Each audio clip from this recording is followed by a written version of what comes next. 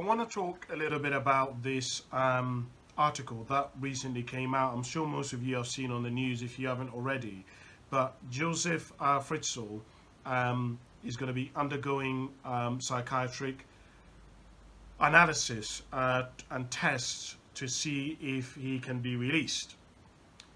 And I've made some notes on this as I was reading this article and as I was reflecting on it that I thought might be useful for you. And maybe there might be some things for you to think about.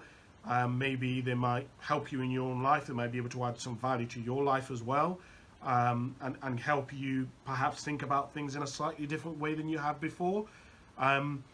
Guys, but before we get into those, I would love if you can support me. My goal is to get to 1,000 subscribers by June of 2022. If you can help support me to get to that, you would be a star. Obviously, it's your choice. You don't have to, but if you can, you'd be a legend.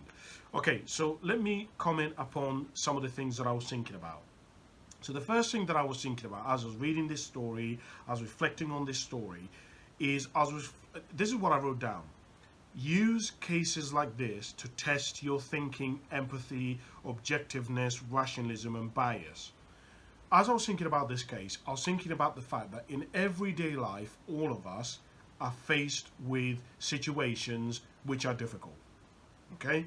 Whether that be, should we fire somebody from our workplace because they have turned up late, they don't put much effort into the job, they may have turned up drunk, whatever it may be.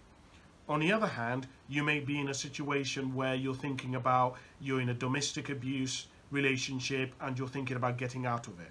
You might be thinking about getting a divorce. You might be thinking about adopting a child. You might be thinking of, you might even be one of those people who ends up becoming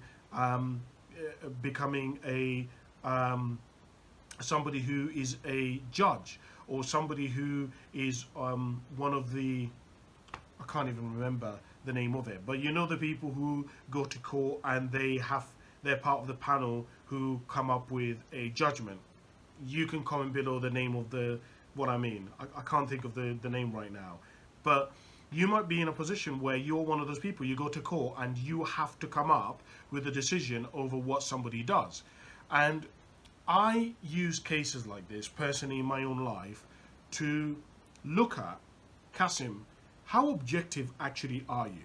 Let's step away from the fact and remove ourselves from what the man did, because we know, like, unanimously, everyone can agree what he did was horrible. But let's just step back from it and actually look at the facts. Let's really think about this. Let's understand, okay, well, Kasim, what actually are your biases? Why is it that you believe that this man is evil? Firstly, define evil. What do you mean by evil? Right? What other comparisons do you have that you're using to justify making this man evil? Right?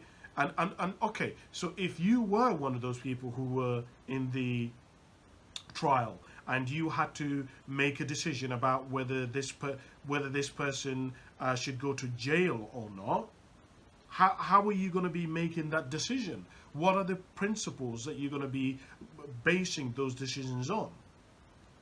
What about empathy? Empathy as in, do you feel for this man? Do you feel for what he did? Do you feel for where he came from? Do you feel for his upbringing? Would you even care for his upbringing? What about any objectiveness? Can you make a decision from the point of view of it not being about you? Right? It's about what is best for the kids. It's about what is best, the right thing to do in this case, irrelevant of what you believe is the right thing.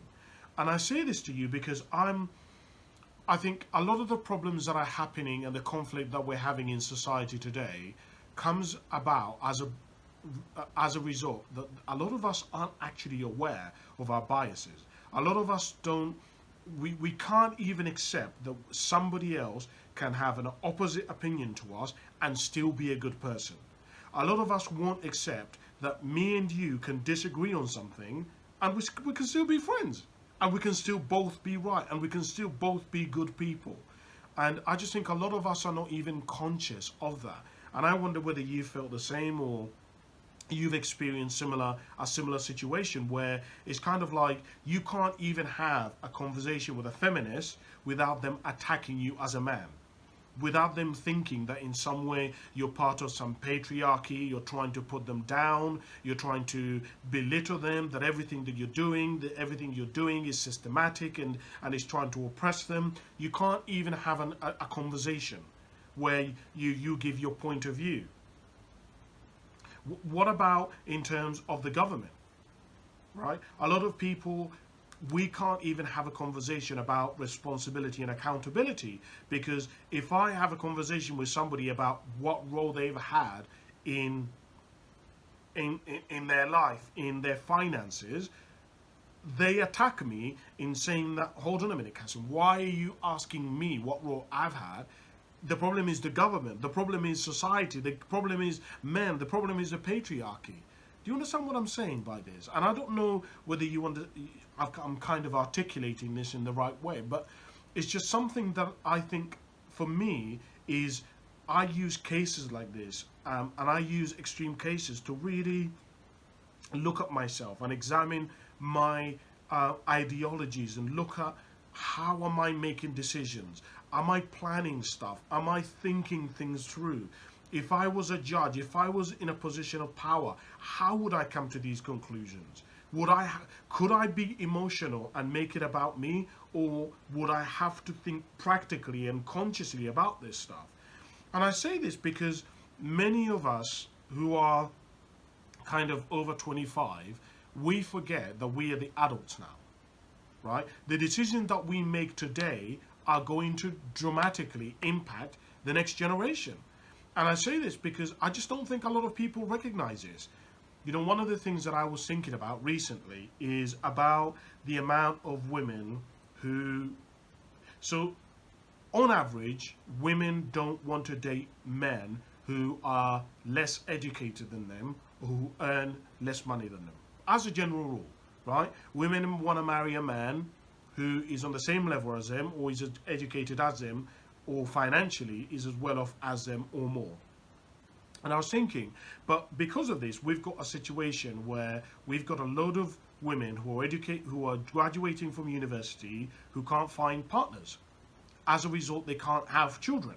And I was thinking, you know, you have to think about what that is going to do. Or we have a situation where we've got a load of women who are single parents who can't find a partner, and a lot of the men, a lot of their children haven't got male influences.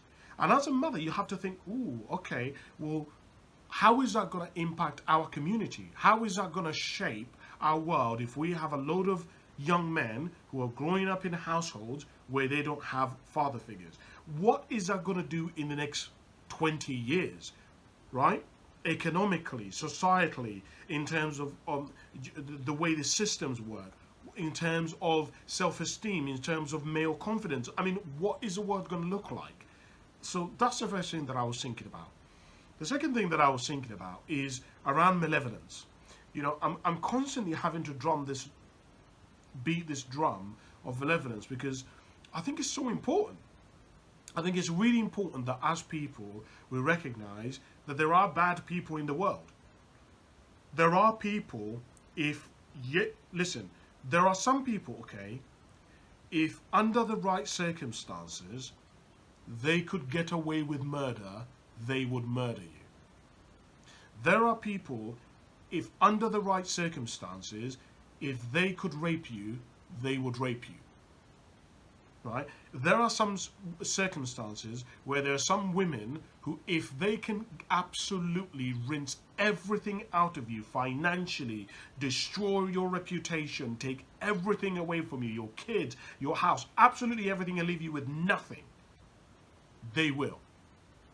Okay? Now, that doesn't mean that the majority of people are like that, because they're not. Right? The reason why the world works is because the majority of people are good, and the majority of people have good intentions and they mean well. But what I'm talking about is the extremes. I'm talking about the anomalies. I'm talking about the outliers. Right? There are some people who have those extreme tendencies and characteristics and traits. And we as people have to be vigilant of that.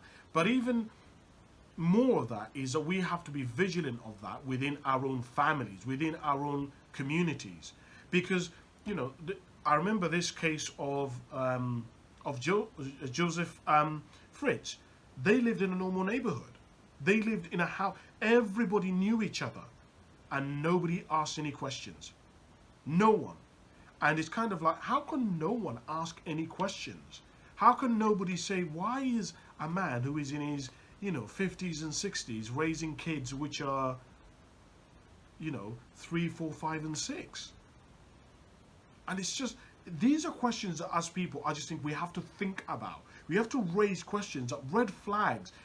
We have to be participants in our lives, in our communities. And I just think a lot of us, we keep ourselves to ourselves, and that is causing a lot of the problems in the world, right? Sometimes we have to have arguments with other people who oppose us, and we may be seen as provoking them. Why? Because there are issues that we have to deal with, that we have to talk about, that if we don't talk about, become major problems, right? There are issues that we have to discuss with racial inequalities, with pay, with the way women are treated, with the way men are treated, with court systems and divorces, and how men are treated in the divorce system. Like, these conversations are controversial, but we have to discuss them. And that may mean, of course, rocking the boat, being seen as a bad person. But I really believe that if we don't, that worse things could happen.